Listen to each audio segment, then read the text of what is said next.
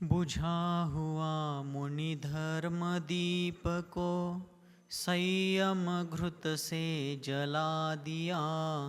उपसर्गों में संघर्षों में समता धर तप घोर किया। ऐसे अनुपम उपकारों से ऋणी हो गए सभी श्रमण। शांति सागराचार्य देव को मेरा बारंबार नमन, मेरा बारंबार नमन। पंच परमेष्ठी भगवान की, द्वादशांग जिनवानी माता की, चारित्र्य चक्रवर्ती समाधि सम्राट मुनिकुल पितामह धर्म साम्राज्य नायक 20वीं शताब्दी के प्रथम आचार्य भगवान श्री शांति सागर जी मुनि महाराज की, परम पूज्य आचार्य भगवान श्री विद्यासागर जी मुनि महाराज की, दीक्षा गुरु शांत मूर्ति वात्सल्य रत्नाकर गुरुवर आचार्य भगवान श्री सन्मति सागर जी मुनि महाराज की, पूज्य आचार्य श्री वर्धमान सागर जी मुनि महाराज की, पूज्य निर्यापक श्रमण मुनिवर श्री धर्म सागर जी मुनि महाराज की, अहिंसा परमो धर्म की,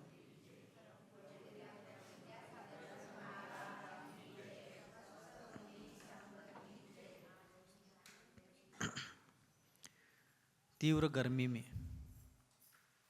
धरती स्वयं सूख जाती है, किंतु वह धरती अपने आश्रय से रहने वाले पेड़ पौधों को, लता वृक्षों को कभी सूखने नहीं देती।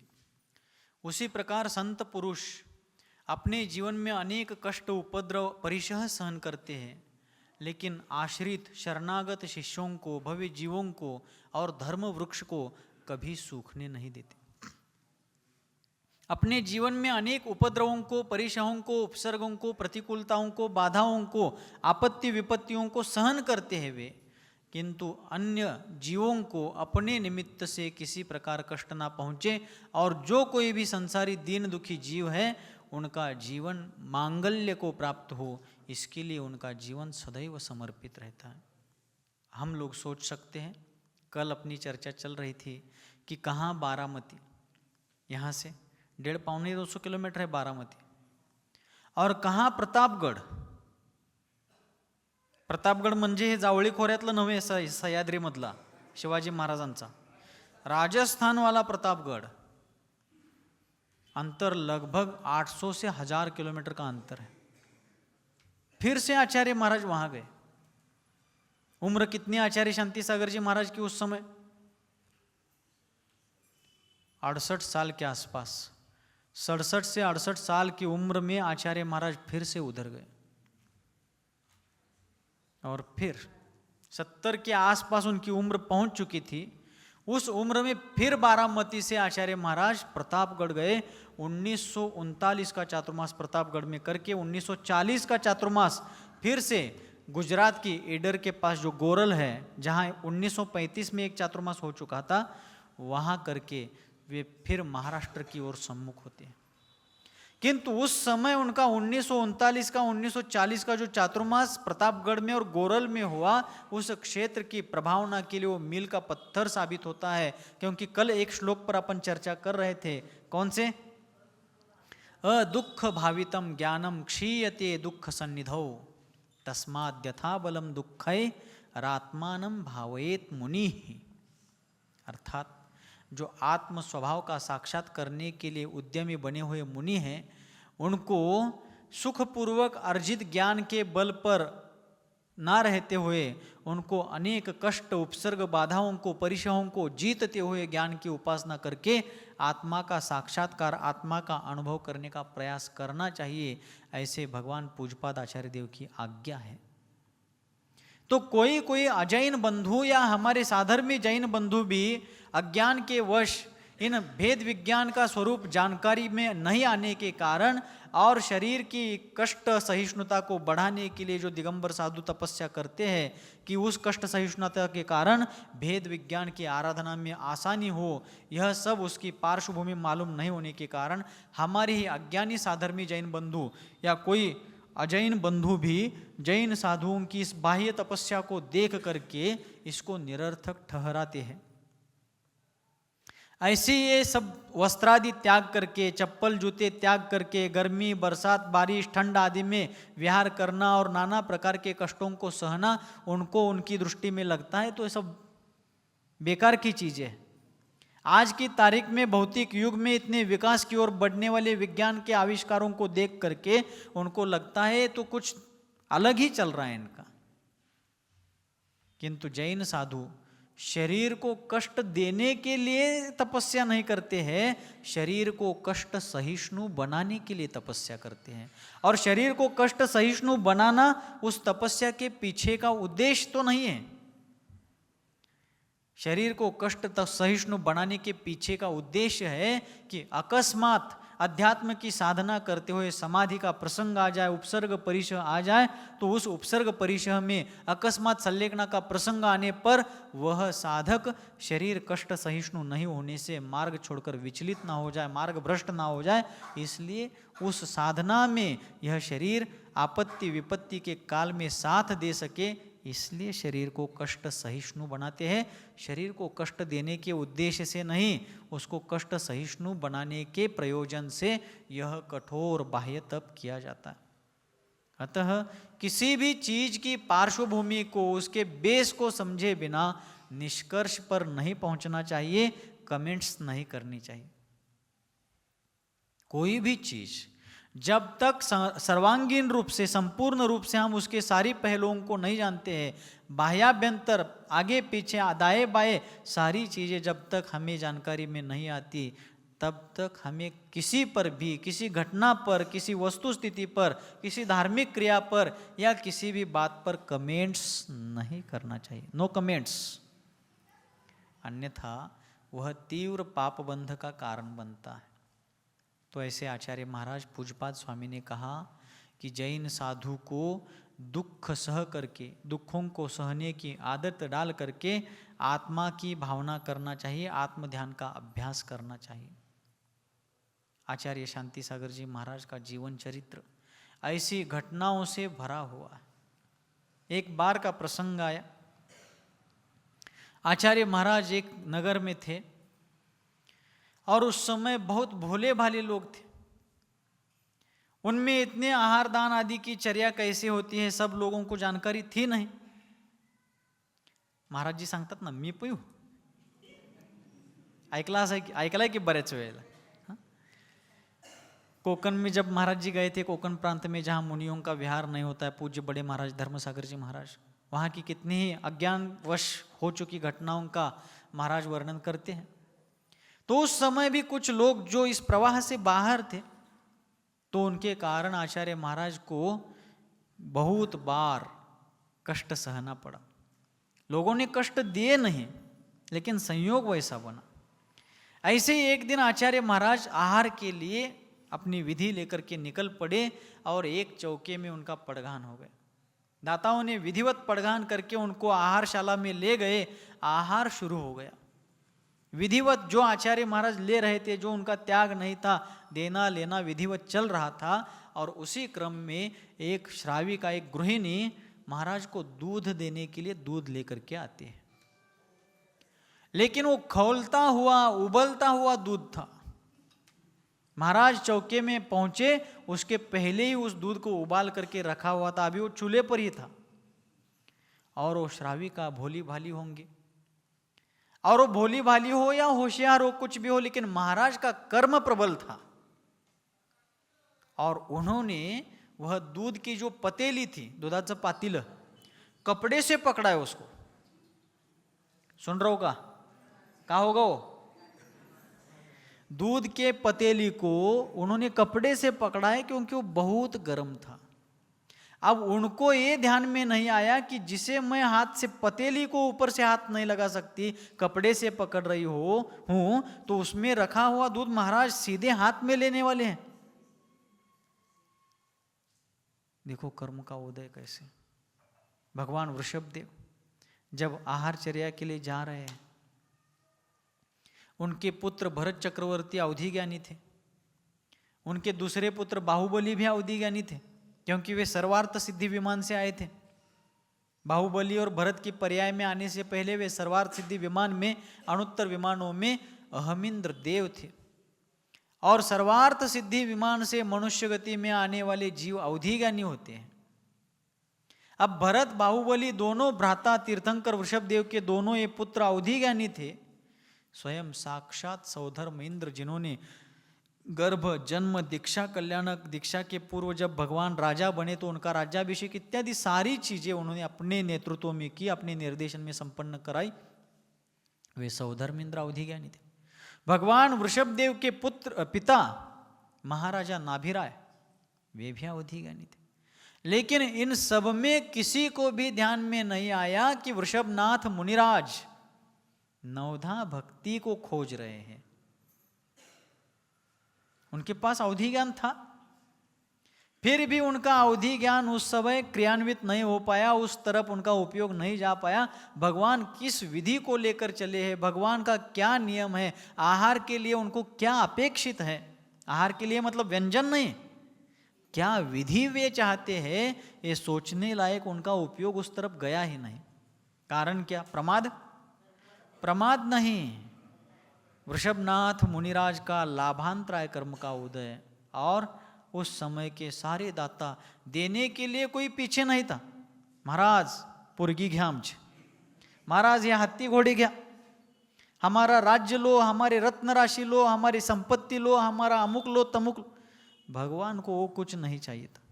मुनि अवस्थाधारी उन भगवान को कुछ नहीं चाहिए था। उनको नवधा भक्ति अपेक्षित थी, लेकिन उनको पता नहीं था, सामान्य जनता को पता नहीं था। लेकिन सौधर्म इंद्र तो अवधि ज्ञान लगाते, नाभिराज भरत बाहुबली ये सब लोग अवधि ज्ञान लगाते, लेकिन अवधि ज्ञान लगाने का उनका भाव हुआ ही नहीं, क्योंकि अंतराय कर्म का प्रबल उदय था।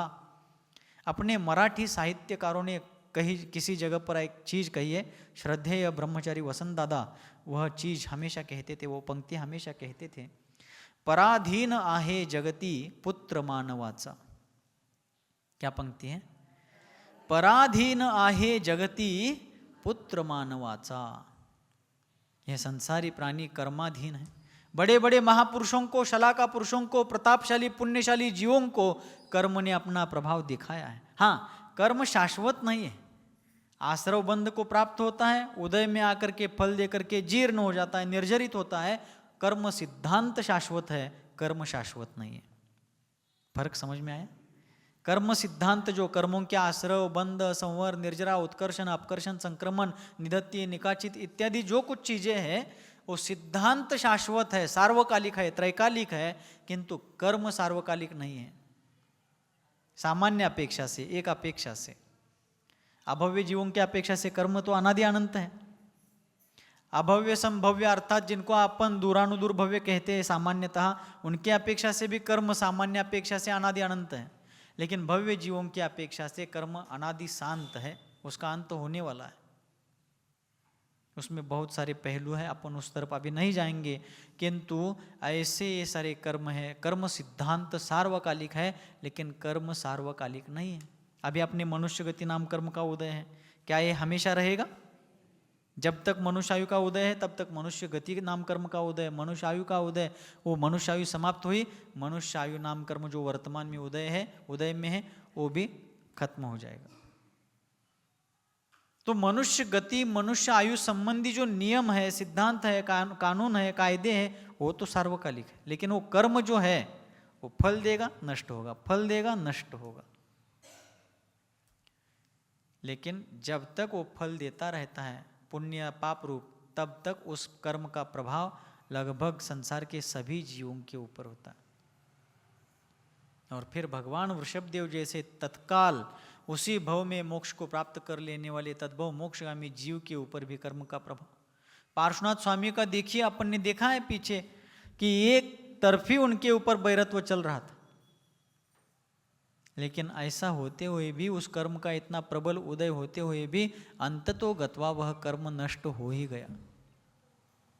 इसी प्रकार पूज्यपाद आचार्य देव शांति सागर जी महाराज के ऊपर भी ऐसा प्रसंग आया, और जिस चौके में वे गए थे, आहार चल रहा था, विधिवत आहार देना लेना सब चल रहा था, और उसी बीच एक श्राविका ने उबलता खौलता हुआ दूध, जो अभी चूल्हे पर ही था, चूल्हे की अग्नि मात्र बंद की गई थी महाराज के आने के पहले, लेकिन वो दूध बहुत गर्म था, और हाथ से सीधे वो पात्र वो बर्तन उठाया नहीं जा सकता था, इसलिए वो दात्री जो थी, जो श्राविका थी, गृहिणी थी, उन्होंने कपड़े से वो पतीली उठाई है।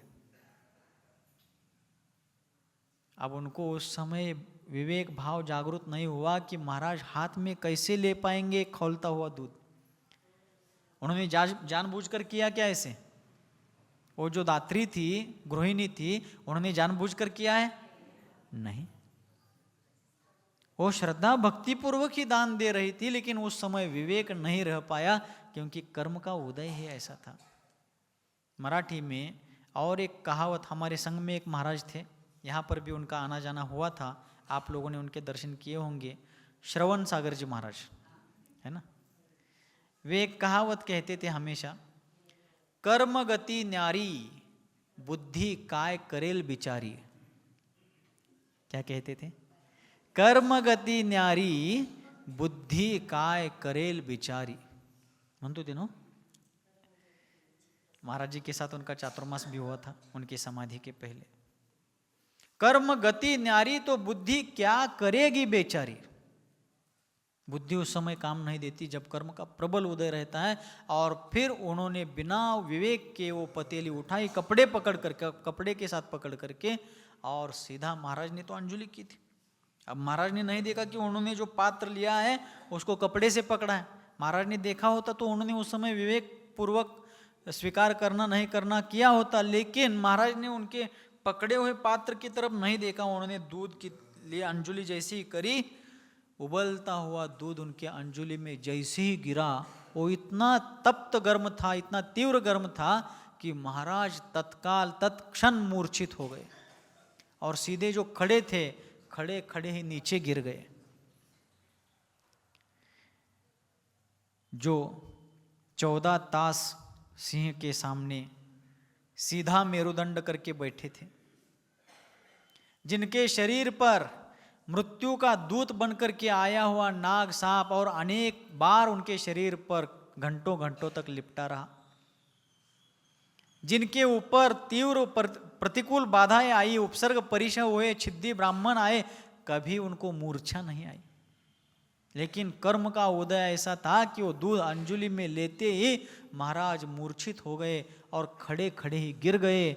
वहां के सारे लोग घबरा गए, क्योंकि उनके प्रति भगवान से कम श्रद्धा नहीं थी लोगों की। जितनी श्रद्धा भगवान मंदिर में विराजित भगवान के प्रति लोगों की थी है, उतनी ही श्रद्धा उस समय भी और आज भी आचार्य शांति सागर जी महाराज के ऊपर रखने वाले लोग हैं। ऐसे वे परम श्रद्धेय आचार्य देव थे।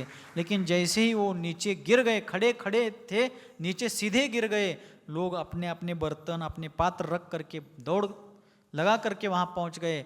और महाराज फिर भी सचेत नहीं हो रहे थे, तो लोगों ने सोच लिया कि अब तो महाराज की समाधि निश्चित है, महाराज बचेंगे नहीं। तो वहां उपस्थित सभी ने नमोकार मंत्र का पाठ चालू कर दिया।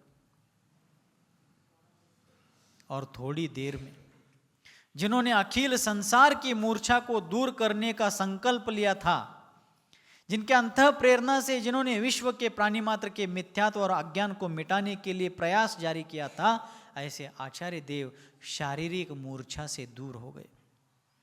श्रद्धात्मक ज्ञानात्मक मूर्छा तो उनमें नहीं थी, लेकिन शारीरिक दृष्टि से जो मूर्छा, जो ग्लानि आई थी उनको, वह मूर्छा दूर हो गई। और थोड़ी देर में वे सचेत हो गए, उठ करके पाटे पर बैठते हैं। अब आगे आहार तो वही स्टॉप हो गया, क्योंकि मुनि महाराज स्थिति भोजन पूर्वक आहार लेते हैं। 28 मूल गुणों में एक स्थिति भोजन नाम का मूल गुण है। स्थिति भोजन मतलब खड़े होकर के आहार लेना। स्थिति भोजन मूल गुण का आहार क्या? खड़े होकर के। खड़े भी कैसे होना है? कमर पे हाथ रख करके पैर फैलाकर नहीं, ये जो पैर है दोनों, पीछे की जो एडिया, एडिया म्हणायला लगा आम्हाला मंचिलाने, एडिया मतलब टाचा, मराठी में अपन ज्याला टाचा म्हणतो, एडिया और आगे की जो अंगूठे हैं ना, दोनों पैरों के अंगूठे एक में के बगल में है, शेजारी शेजारी, 5 उंगलियां हैं दोनों पैरों में, तो अंगूठे हैं। तो पीछे की जो एड़ियां है उनमें 4 अंगुल का अंतर चाहिए, ठीक है, उन दोनों एड़ियों में। और आगे के दोनों अंगूठे जो है पैरों के, उनमें ज़्यादा से ज़्यादा 9 से 10 अंगुल का अंतर चाहिए, ऐसा। अथवा समान भी रख सकते हैं, ऐसा थोड़ा तिरछा भी रख सकते हैं या समान भी रख सकते हैं, किंतु उससे ज़्यादा नहीं रखना है। क्यों? यदि पैरों में ज़्यादा अंतर रखते हैं, रख करके खड़े होते हैं, तो ज़्यादा देर खड़े रह सकते हैं, लेकिन पास में लेकर के पैर खड़े रहेंगे तो ज़्यादा देर खड़े नहीं रह सकते। खड़े रहकर आहार क्यों करना है? बैठ करके तो आराम से आहार जाता है, और खड़े रहकर जितना आहार जाता है उससे ज़्यादा आहार बैठ करके जाता है। और एक सुविधा रहती है बैठ करके करने में, क्या? थोड़ा पोता हलवून भरायचो, मध्ये कुठं गॅप राहायला नको। बैठ करके ये सब क्रिया हो सकती है, ये सब ऑप्शंस उसमें रहते हैं। खड़े होकर के नहीं कर सकते। आगे की तरफ से भी उंगलियां पैर उठानी नहीं और पीछे की एड़ियां भी उठानी नहीं जब तक आहार कंप्लीट नहीं होता है। पैर स्थिर चाहिए। क्यों?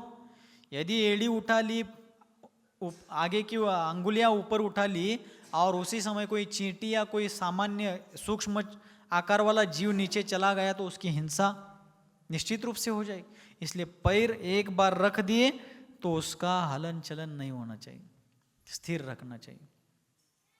तो आचार्य महाराज गिर गए।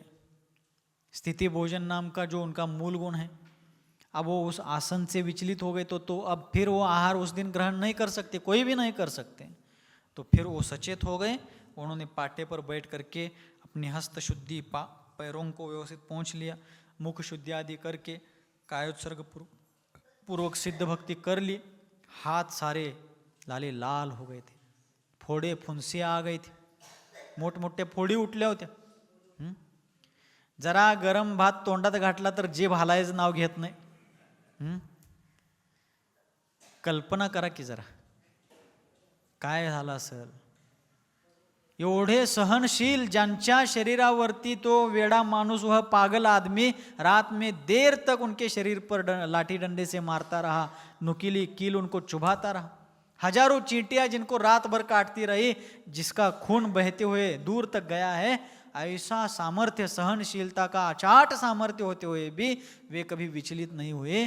तो अब यहाँ पर दूध के कारण, वो भी एक अंजुली दूध, उतने दूध से वे नीचे गिर पड़े तो क्या स्थिति हुई होगी।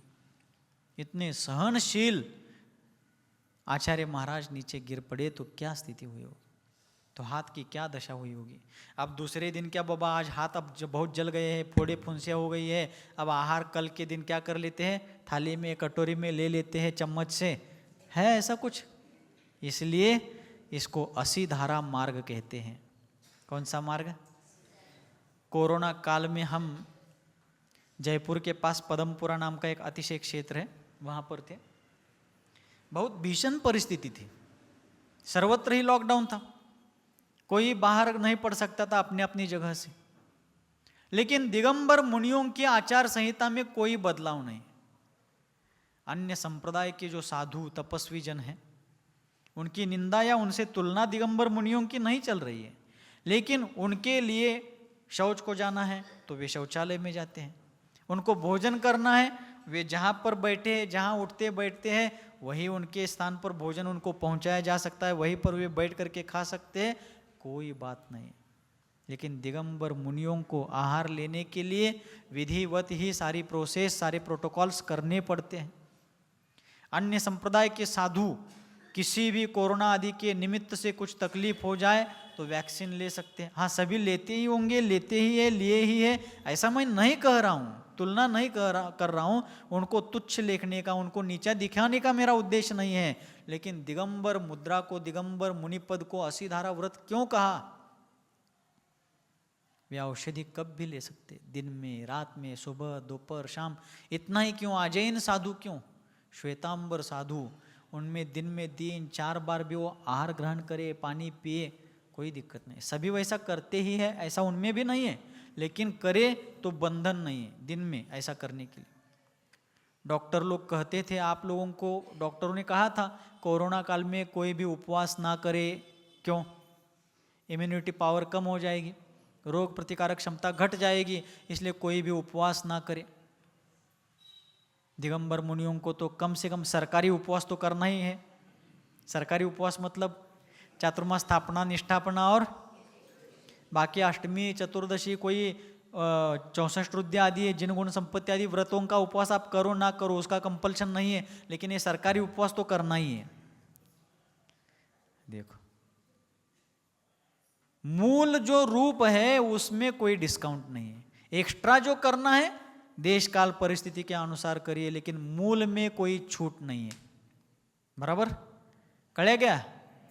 हाँ देखो तो आचार्य महाराज अब हाथ जल गए, फिर भी उन्होंने सब कुछ संभाल करके, चेहरे पर अतीव शांत भाव है।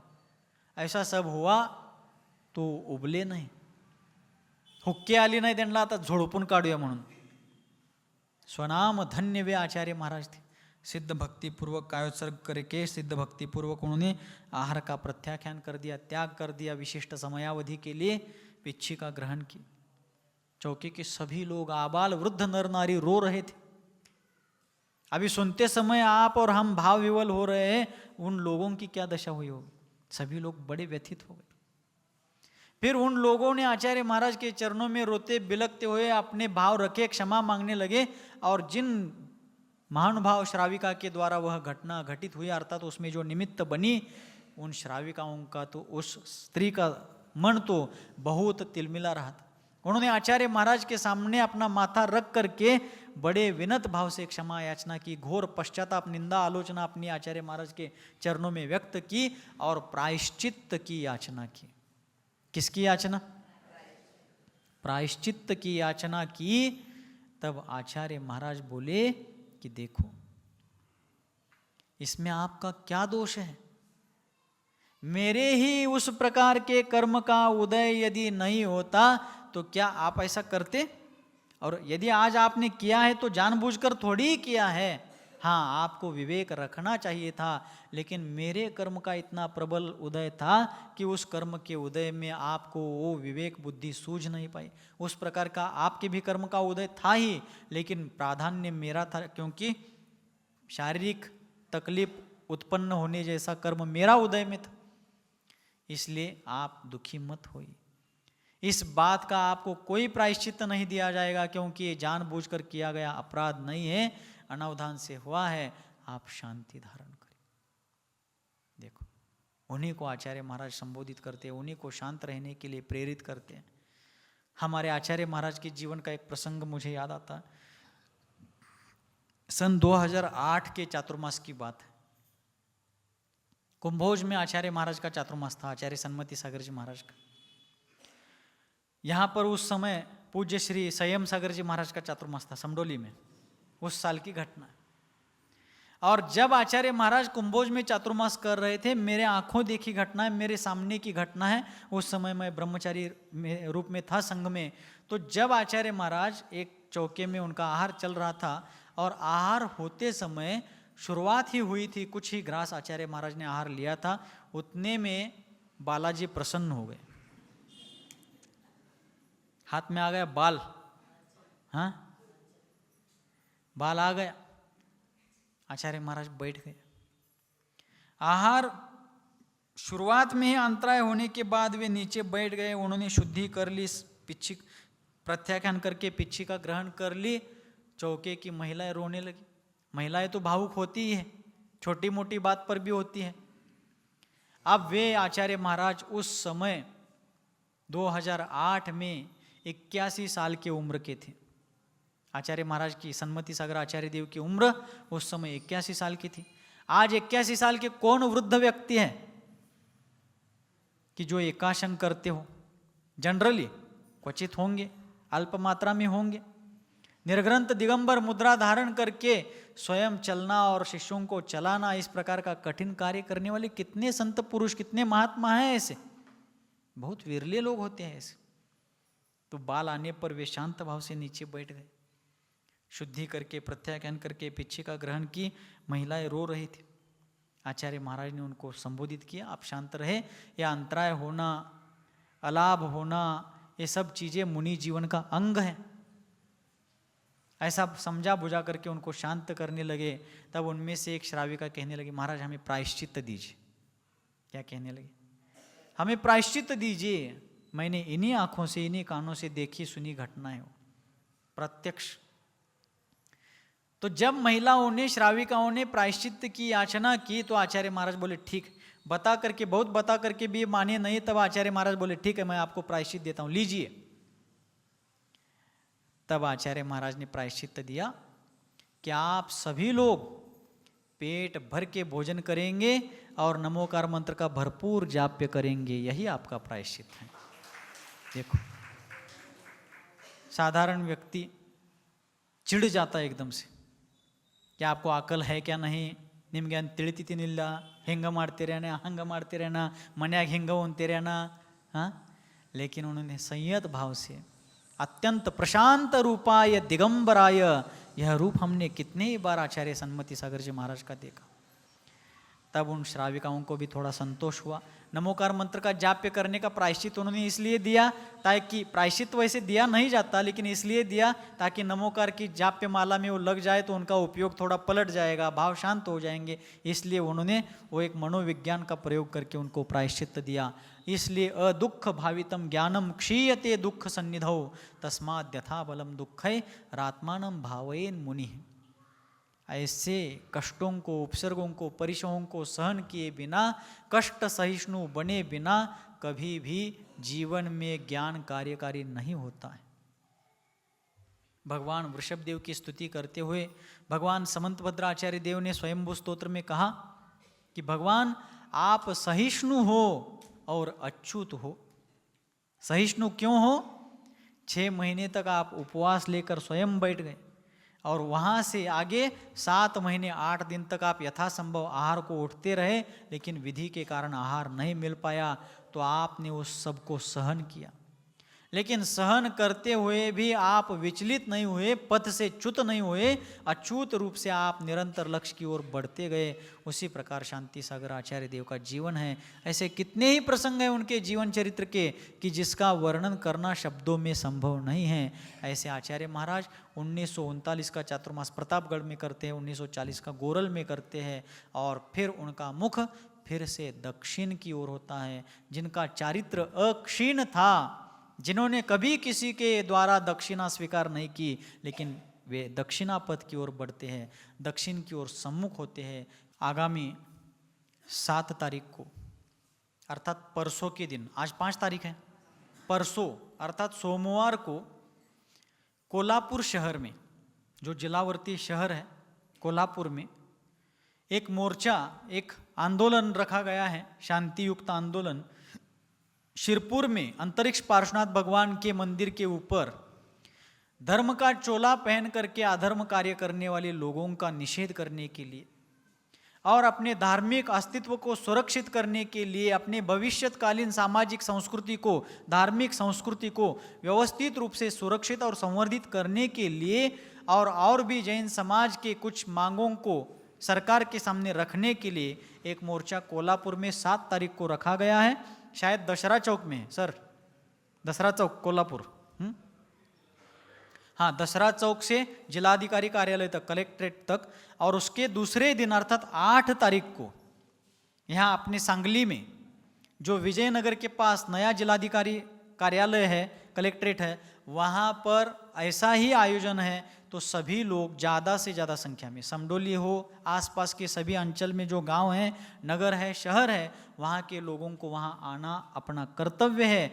हम कोई उपकार नहीं कर रहे हैं, धर्म के निमित्त से हमारे लिए जीवन में जो शांति का पावन मार्ग मिला हुआ है, जिसके संरक्षण संवर्धन के लिए आचार्य शांति सागर जी जैसे महान लोगों ने अपना जीवन, अपने प्राण दांव पर लगाए थे, उनके उन बलिदानों का, उनके उन उपकारों का स्मरण और कृतज्ञता दर्शाने का प्रसंग आज आया है। अपने कर्तव्य पूर्तता का एक अवसर हमारे जीवन में आया है, तो किसी प्रकार का कामकाज का बहाना बता करके उस कार्य में जाने के लिए अपन मना ना करें, वहाँ पर अवश्य पहुँचने का प्रयास करें, यत्न करें, क्योंकि यह हमारा सामाजिक कर्तव्य है, यह हमारा धार्मिक उत्तरदायित्व है। यह करना हमारे जीवन का एक महान अवसर है कि हम भी अपनी धर्म रक्षा के लिए कुछ कर पाए, क्योंकि धर्मो रक्षति रक्षितः। जो धर्म की रक्षा करता है, धर्म भी उसकी रक्षा करता है। तो आज हमारा कर्तव्य है कि उस धर्म की रक्षा करें कि जो धर्म हमारा जन्म जरा मृत्यु के अनादि अनंत फेरे से चक्र से रक्षण करने वाला है, उस धर्म चक्र की रक्षा के लिए हमें आगे बढ़ चढ़ करके हिस्सा लेना है। और वहाँ जो कोल्हापुर में 7 तारीख को और सांगली में 8 तारीख को, सांगली में 10 बजे से 1 बजे तक का टाइम है, सुबह 10 से 1 बजे तक का समय है। कोल्हापुर का समय भी शायद यही होगा। बोलिए गुरुवर आचार्य भगवान श्री सन्मति सागर जी मुनि महाराज के, गुरुवर आचार्य भगवान श्री शांति सागर जी मुनि महाराज की। बोधि समाधि परिणाम शुद्धि स्वात्मोपलब्धि शिव सौख्य सिद्धि चिंतामणिं चिंतित वस्तुदाने त्वां वंदमानस्य ममास्तु देवी।